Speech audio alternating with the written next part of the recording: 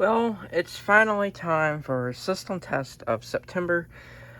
Um, while I have a little time, some unfortunate events have occurred. It has prevented. I was actually planning to do this video yesterday, but some things happened and I wasn't able to do it yesterday.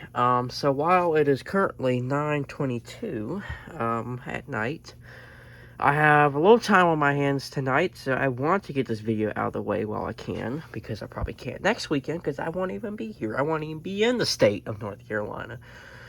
So, yeah. I do want to make a note. This will probably be the last test for this year. Because I was planning to make one in June. Then I didn't have time to do that. Then I moved it to July. Then I moved it to August, and here we are in September, and I said I have to get this video out the way.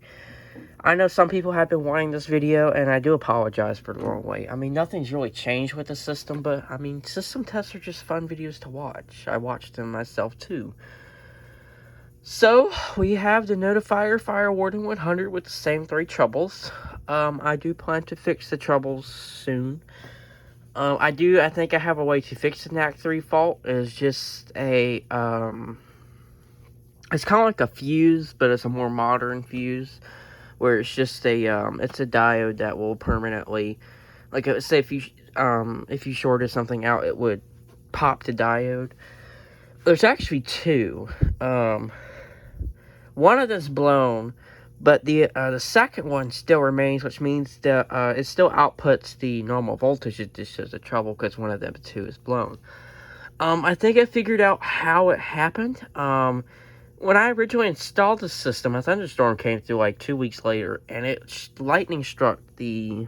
There's a pole right beside the outdoor device, which was on NAC 3 at the time, and lightning struck the pool, which I believe some of the, because it's on a metal back box, and I believe some of the atmospheric energy, or maybe even a second, because lightning strikes do have little, sub-strikes,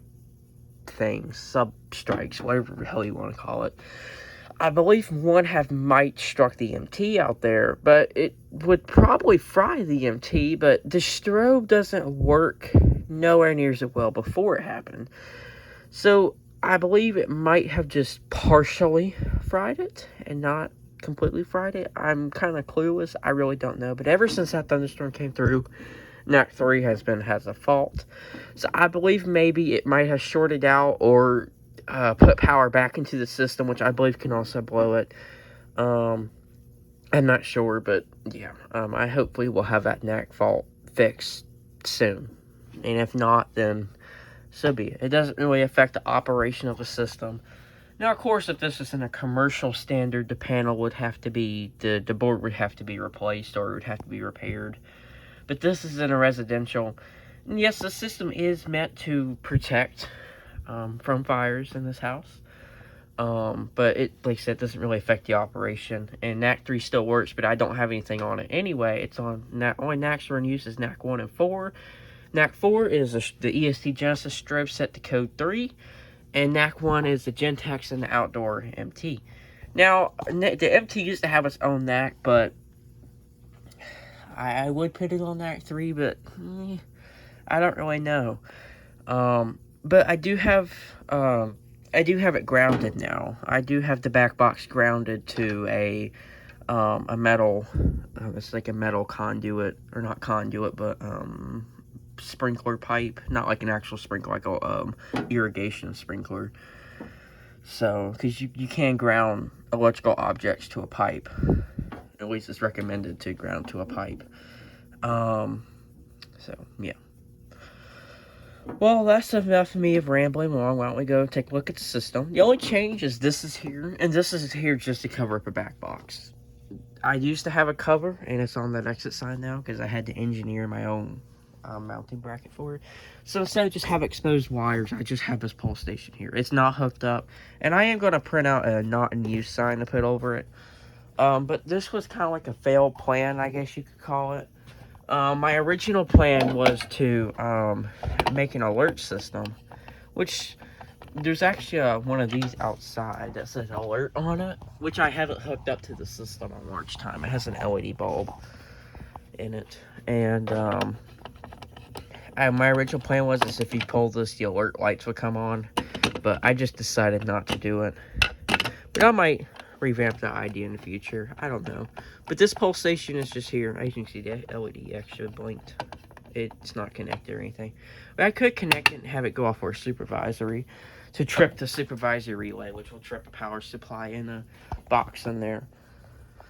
And it would power the LED lights. So, yeah, because it could be a 12-volt power supply. Yeah, that's, no, like I said, enough of me rambling on. We still have the same i3s. That one there, the one in the stairwell, and then we have the one over here. And I'm actually going to prop this door open with the fire door holder.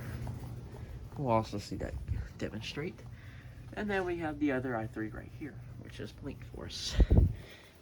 And then I can't really get to it because I have the door propped open. But we'll try to migrate through these bikes here. We have the heat detector, and we still have that strobe there.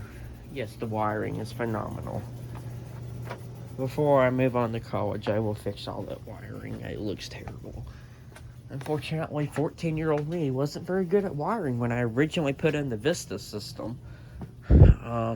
Which some of you guys may remember from my original channel, my Exit Sign Guru channel. I had a Vista system right here, and it covered the entire house, including fire and security. The upstairs portion was wireless, and the downstairs portion was wired. I was terrible at wiring. I did not know what I was doing. And unfortunately, I used up all the wire I had, so I can't even really redo it.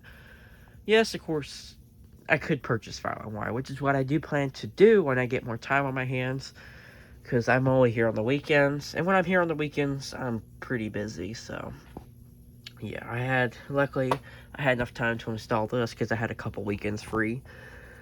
Which I probably should have took the opportunity to completely rewire the system, but I didn't. I just used the existing wire, which was probably a mistake. But before I move on and leave the system here permanently, to be here until the house gets demolished or sold or whatever,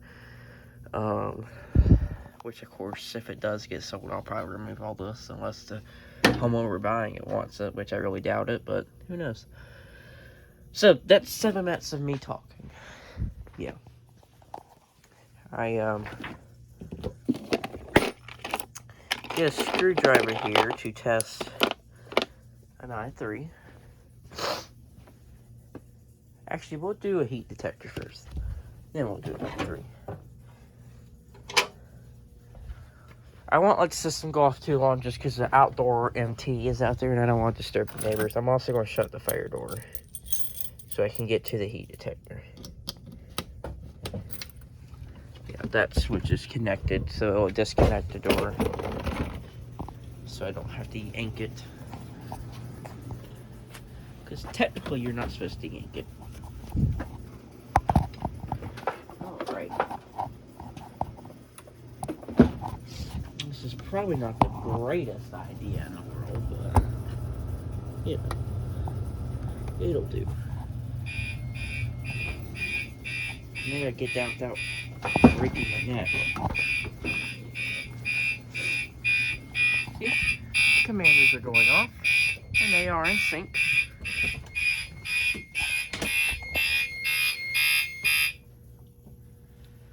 Perfect. So, as you can see, fire door does not work, or the magnet doesn't work. I wouldn't really consider this a fire door, but... And that is tripped.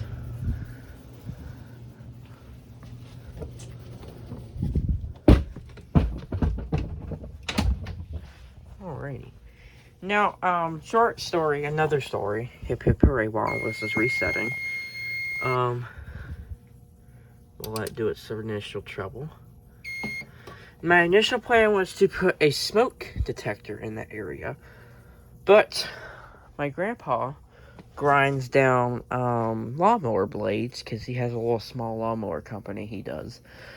And whenever he grinds them down, it creates smoke. and it's enough smoke because I originally had one of those i3s with the sounder on it, and every time he would do it, it would go off. So I put a heat detector there instead so it wouldn't go off, because it's not enough smoke to set off the other heat detector, but it's enough to set the one I had right there off.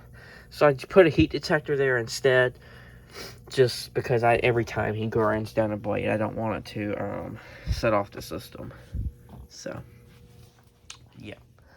Alright, we'll test the i3 in the stairwell, just because those i3s I think I tested in the other video. But they all do the same thing.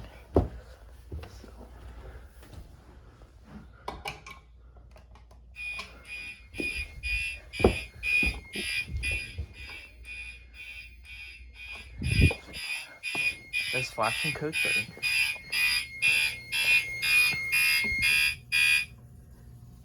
As you can see, I'm going to reset.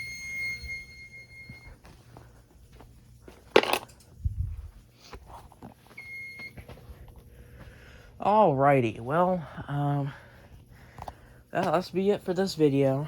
Like I said, I probably won't film. There's a slim chance, maybe like a 20% chance, I'll film another one for the Gears over with. But I doubt it. So, unless any major changes happen, which I do plan on getting an annunciator to put at the top of the stairway, but that's kind of iffy at the moment. So, yeah. Well, that'll be it for this video. Thank you guys for watching this firearm testing video. I do apologize for the delays. Like I said, I've been pretty busy. And yeah, so thank you guys for watching, and have a good day. Goodbye.